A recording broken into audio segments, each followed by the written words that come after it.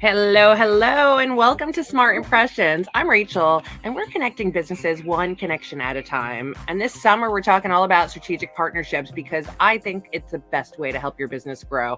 And so I have someone very special with us today, someone who I have a long relationship with, who is not only the content queen in Dubai, but really someone who's super special, who I am collaborating with strategically. Mariam, thanks and welcome to the show from Brand Botox. Hi, Rachel. Thanks for having me today. It's always a pleasure to come on to Smart Impressions and have a chat with you on all these in-depth conversations around business and relationships and connections. I love it. Awesome. Me too. I love having you here. So thanks for joining me. Now, we always talk about stuff and we do it quick so that people get back to the office, get back to what they're doing, and really drive revenue. And strategic collaborations is something that a lot of people may find a little scary. How do you perceive this?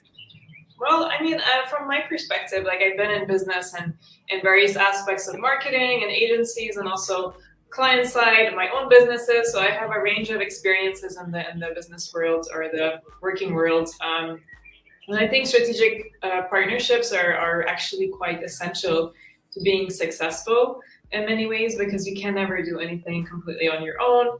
Whether you're a business or you're even us as an agency, we have partners that we work with for various aspects of other areas of the marketing umbrella. So for us, we focus on content and branding.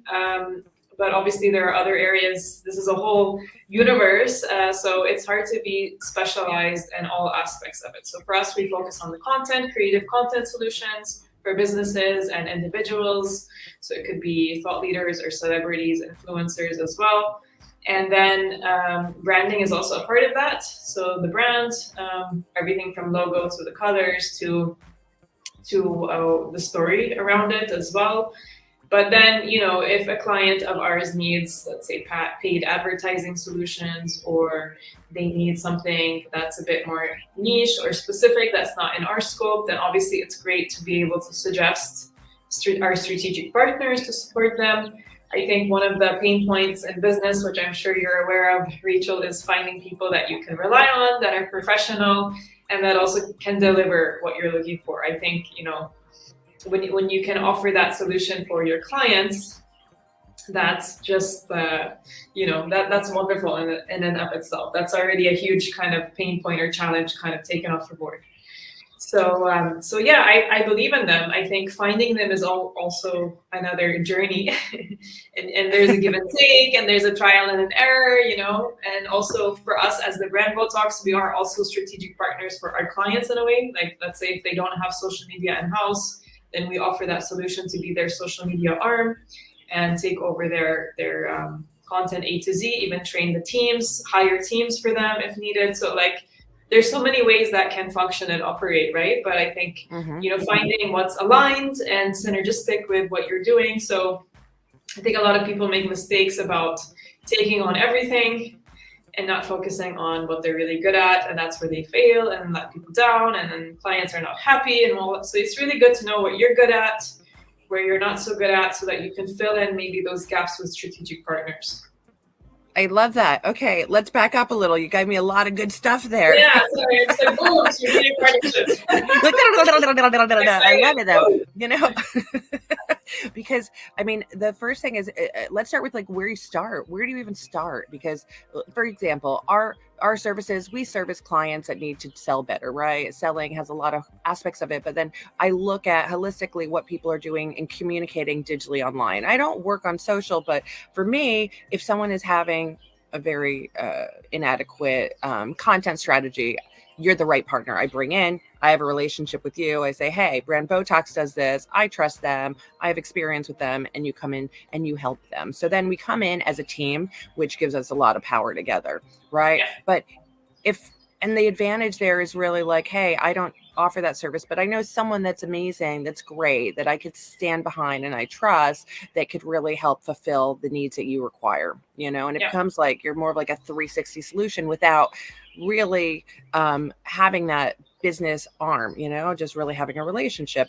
But you're right, finding the right people sometimes are really difficult. And I must say, I have sourced so many different content people that are not very good, that don't know, or at least not to the level of expectations that I have, that are able to produce, content that's off of ChatGPT, for example, or analytics that may be able to, drive some results. But like, how do you even decide like what is the right partner? Because you could spend times of time trying to find partners to supply solutions for your clients, And I think in business, you're right. The big focus is stay focused, stay with Yeah. what you know before you start offering every single other thing. But in the digital space or digital agency, business plan, what parts are really necessary to come bring together? The thing is, like, each client will have their own scenario or their own set of objectives they want to achieve. So I think it's first and foremost, as their partner in content and branding, then we need to just be very clear on what we're working towards together first. What are the challenges? What is the strategy? How do we want to get there?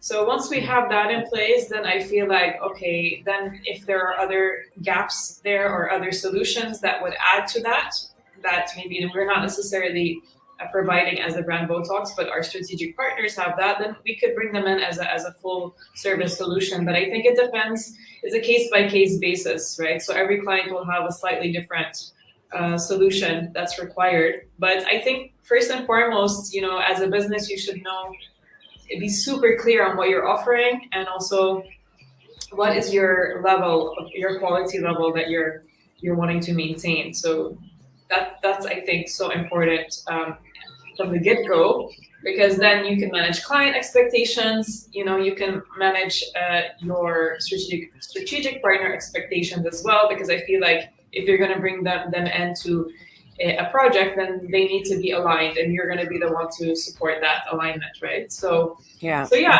think it's always different. It's never going to be the same or one size fits all solution, and you have to be able to navigate that.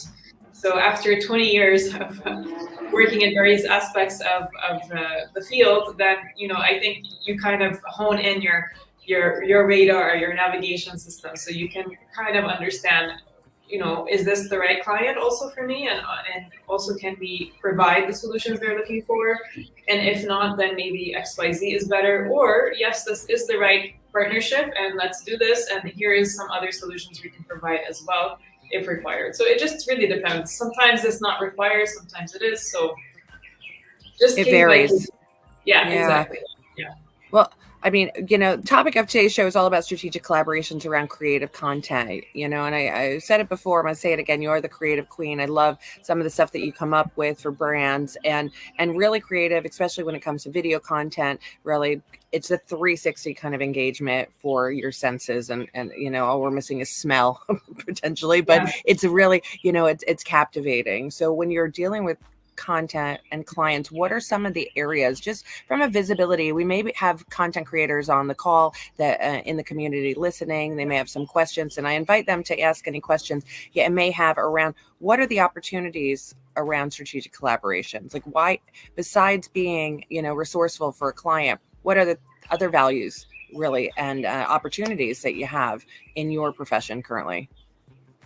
Well, I mean, the thing is content in itself. So as a content agency, it's all about the talent and the creativity, right? So I think depending on the project or the solutions you're working towards, it's always nice to be flexible to curate the right talent to fit the project. This is something I love, because it's almost like you're creating magic. You're getting all these different elements, all these amazing people together to create something really beautiful and special and different.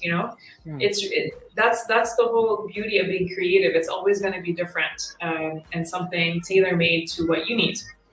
So let's say whether it's a specific kind of photographer, or if it's a certain kind of stylist that's required to bring that to life, or maybe even it's the creative direction from the get-go that needs a very specific eye or mindset. So I think being able to curate is something required in our industry as a creative industry. It's not just about, yes, you need to pump out content and you have to be practical about it, but there is the creative, let's say, spices or juices that need to go into that mix as well. So I think that our industry operates like this, so I think it's good for us to be flexible and to be able to bring in the right people when required.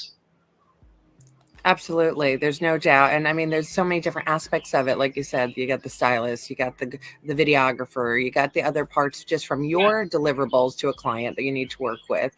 And but outside of that, is there areas that you can bring in people and suppliers to actually help service your clients, I'm sure. Yeah, sure. Yeah, like I mentioned before, it's like, I mean, it can be anywhere from like the paid advertising, which we do on a basic level, but if it's something more in depth, then we have partners for that, or sales and lead gen, we have, the biz advisors, or we have, other people for, let's say, website development. It depends on, what's required. But yes, definitely we offer solutions depending on the projects. Yeah.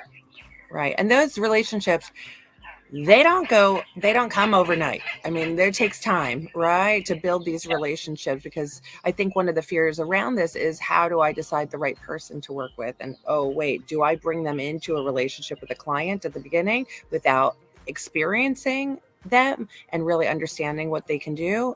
And you're shaking your head. You're like, no, sounds like you've done that before. Yeah, I wouldn't experiment. And I think for me, I always work with them first. So either we find a project where we can work on together, and let's say a personal project, or let's say a business related project. And then I can test them out, to see, okay, are they going to give me the quality I'm expecting? Will they deliver on time? Are they professional? Do they do what they say they're going to do?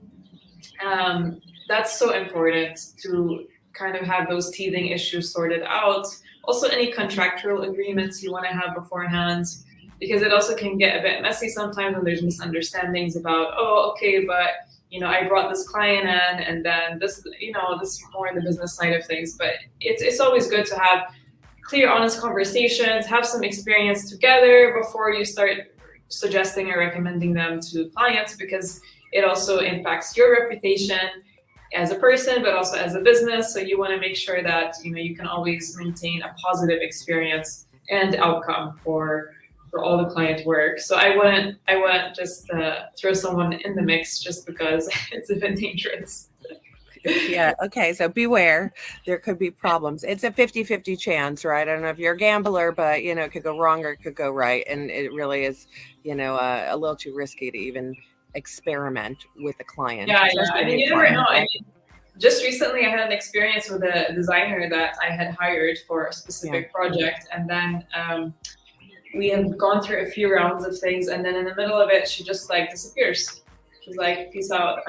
Actually, just no communication. It was just like, yeah, disappeared. So it's like, well, okay, good thing that I didn't bring her into a mix of like a client conversation, because that would have been really not good on my part. So yeah. So I think you have to test them out before presenting them any professional setting. Yeah. Well, there you go. You bring them in. If you had, I mean, how does that reflect on your reputation and your professional? For me, yeah. It's like, yeah. I mean, it's strange. It still happens, and it's quite common, actually. I don't know if it's just this region specifically where the professionalism sometimes is missing, or this is just something happening in the newer generations now. That's a whole other conversation. We can have a whole conversation about the Gen Zs and all that. Like, yeah, let's blame it on the next generation. They're amazing in so many ways, but yeah, it's just a different mindset. So yeah, anyway, yeah, that was just something I went through recently that I thought I would share. Yeah, no, that's good. And I want to invite anyone who's listening that has had this experience, brought in a strategic collaborator or a partnership that just went sour, or something that just went MIA, I mean, these things happen, but if they're happening to you, we want to hear, because understanding and learning from each other can help prevent others from having the similar experiences. So I invite you all to share. And just with our minute left, what do you have to say, Mariam? You want to wrap up with a couple things that people should consider, be aware of, or even steps they should take before they engage in any strategic collaborations? I know you said a lot of great stuff already. Just give us 3 points so they can walk away and implement today when thinking about strategic partnerships in creative. Yeah, I think first and foremost, you need to know your business and your offering inside out. You need to be so clear on what you're offering, but also avoid offering everything, because then you need to be clear about what it is you can do in the best way possible. And then I like to be transparent with my clients. Like, I do this, and then if you would like to have XYZ, then I have other partners that I can bring into it. So they're very clear from the get-go what I'm doing versus what I have to offer with my strategic partnerships. So I think, one, be clear on what you have to offer as a business, and being niche is also advisable. You know, the more niche you are, I feel like it adds value and it can kind of position you differently. It's like your USP, which adds even more value to what you're doing. Two, be transparent with your partnerships. You know, don't worry about if you have good connections or relationships with your partners, you don't have to worry, because I feel like sometimes there's that competition, or like, okay, maybe they'll take my client kind of thing. If you feel confident with your partners, then that should be all cleared up, and there shouldn't be any worries. So transparency is also important for the client's sake and for your partner's sake. And the last thing would be explore and also test out your partnerships before you present them to your clients. So find a way to kind of experience them, even if they come recommended by like 5 people that you know. Like, I would still experience what they have to offer in some way or another before presenting them to clients. So that would be my top 3. Awesome. Well, those are really valuable and really insightful. I mean, you have done it before, and so you're sharing this knowledge with everyone. So I can't thank you enough. Thank you so much, Mariam, for joining us today for Smart Impressions. I mean, if you are looking for a little lift, pick me up with your brand, then the brand Botox is the girl to go and contact. Yeah, get a little Botox in there. You know, feeling a little fresh, and each brand needs to make sure that they are constantly evolving and really being agile to do so. So love bringing you into my clients, and I continue to keep a strategic relationship going. So thank you again for all your expertise. Thank you, Rachel. We'll see you again next week with another great conversation with another strategic collaborator that I love to share with my community. So have a great and successful business day, and we'll see you soon. Hope you happy connecting. Bye.